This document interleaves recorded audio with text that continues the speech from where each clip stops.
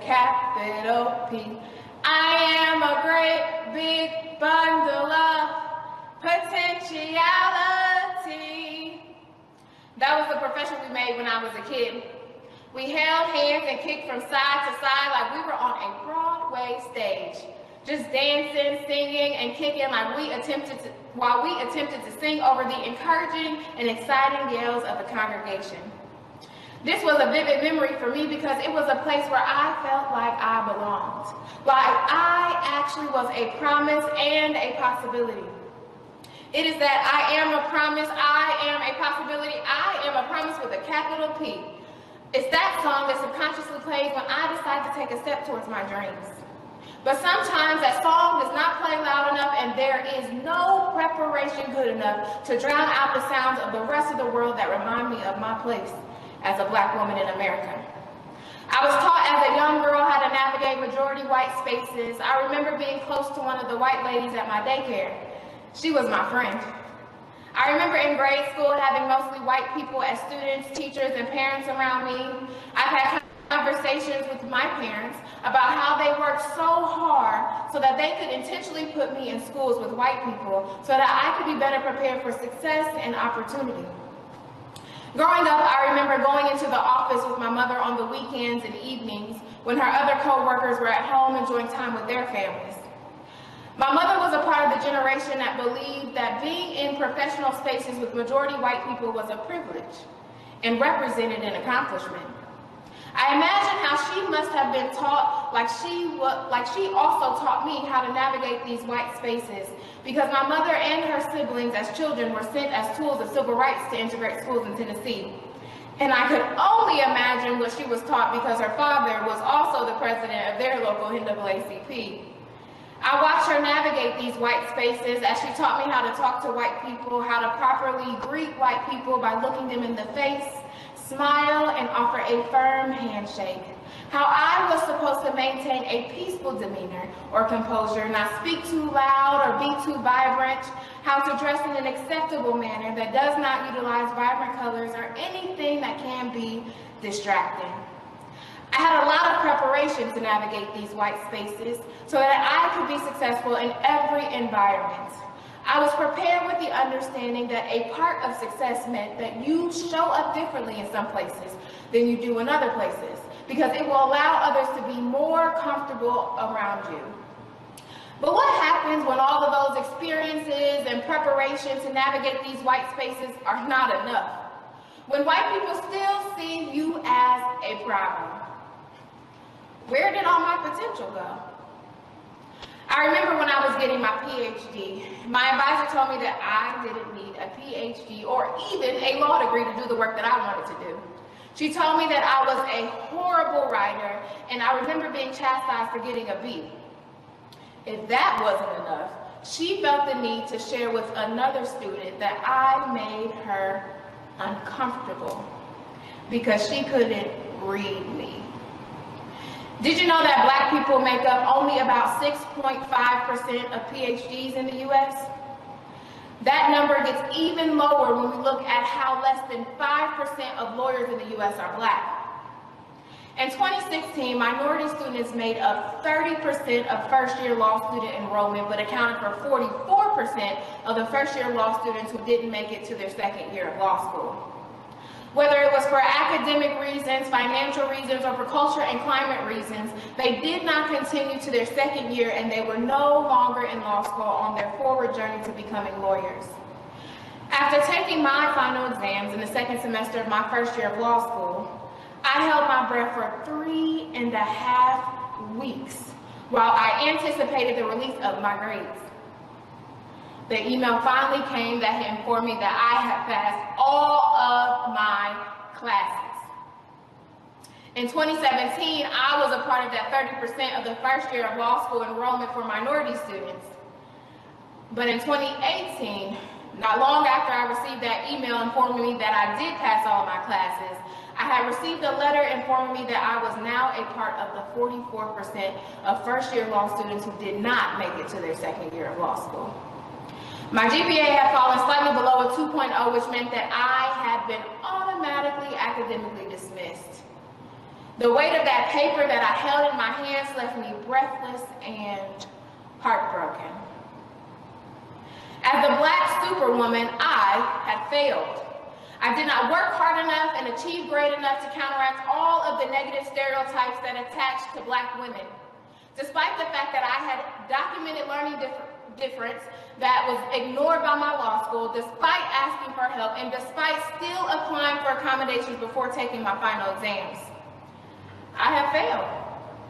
These thoughts of mine might be familiar to you, whether they are that of what others think about you or what you thought about yourself.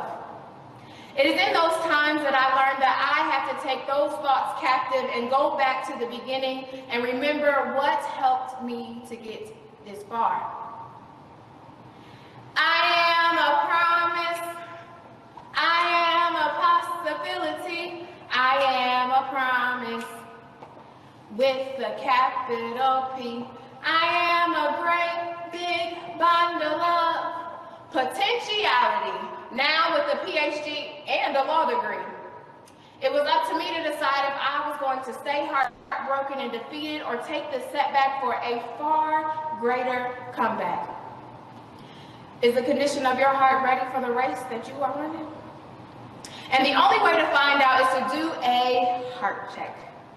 And I have to do one heck of a heart check to bounce back from being academically dismissed. I had to implement HEART. I had to hear, evaluate, assess, and redirect so that I could transform my current setback to a major comeback. For many reasons, some of us do not. Whether it is from the labels that parents put on us, the labels that we put on ourselves, the expectations of others, or that we put on ourselves, or even doors that others try to close on us. So I offer you a tool that I used, HEART. First, I had to hear. I had to acknowledge what I was hearing and ascribe no value to it. What are people saying to you, around you, or even about you? What messages are you getting from your environment? What are you saying about yourself?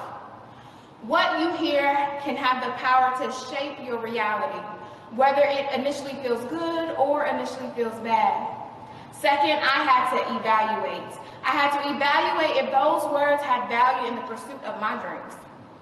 My advisor told me that I did not need a PhD or a law degree to do what I wanted to do. My dreams were to be in a position to effectively advocate for Black people so that they are properly represented in research and in policy. Do the words that you hear align with your pursuit of the change you seek to be in the world? Third, I had to assess. I had to assess what resources and tools that I had to get me to where I wanted to go. I had already been deemed a promise and a possibility, so I am telling you that because it is what is already decided for you. You have everything you need inside or around you to achieve your dreams. This looked like for me acknowledging that I had a learning difference and needed to find out more about myself and how my brain worked. Learning more about one of the tools I had, my brain, put me in position to be more successful because I now understand how my brain functions when it comes to processing, memorizing, and retaining information. So it also looked like me going to the student health clinic and seeing a therapist. I had to remember why and what got me started on this journey in the first place. I was already predestined to succeed. I wrote on my wall that my purpose was greater than myself. And sometimes I have to be reminded of that. So it is written in a place that won't let me forget. So it's on my wall, but I also have it written in my heart. Fourth, I had to redirect. I had to redirect all of my experiences to push towards progression and not perfection.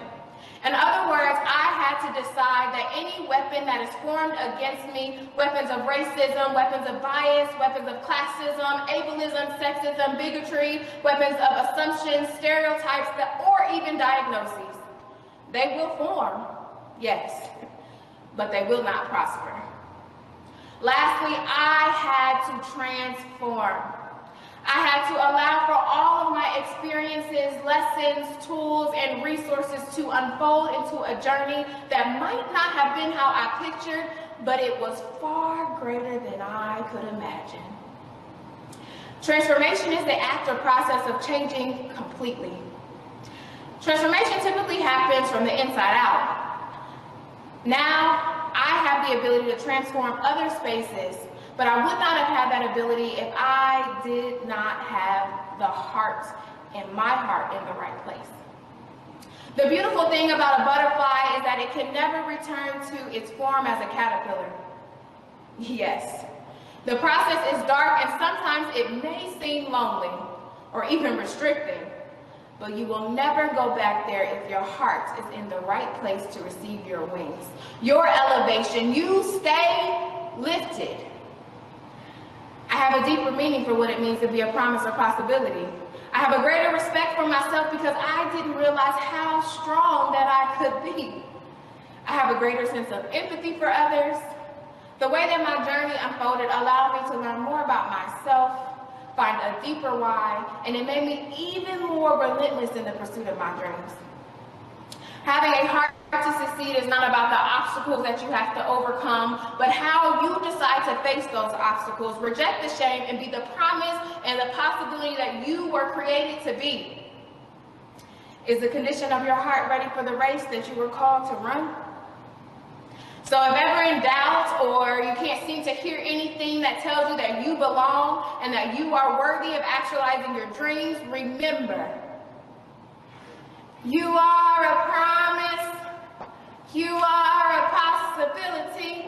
You are a promise with the capital P. You are a great big bundle of whatever you want to be. Go forth and actualize your dreams. Trust your heart to succeed.